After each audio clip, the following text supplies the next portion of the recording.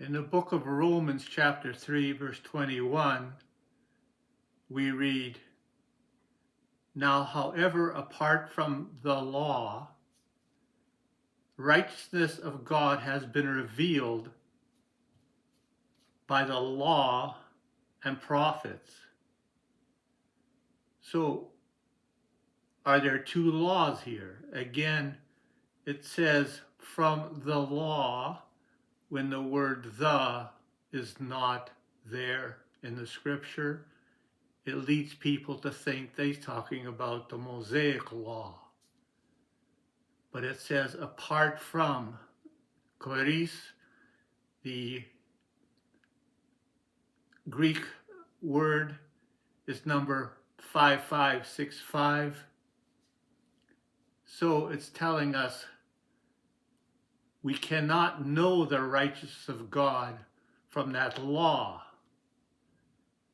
So apart from could be translated as without God's law, we wouldn't know what his righteousness is. Apart from God's law, we wouldn't know what his righteousness is. Or separate from God's law, we wouldn't know what God's righteousness is.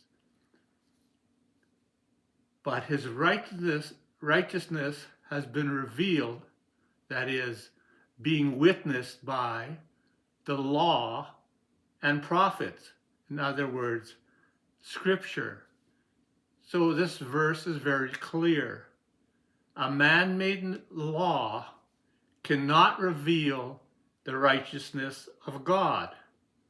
For God's righteousness is his instructions on how we are to live, and that's his law.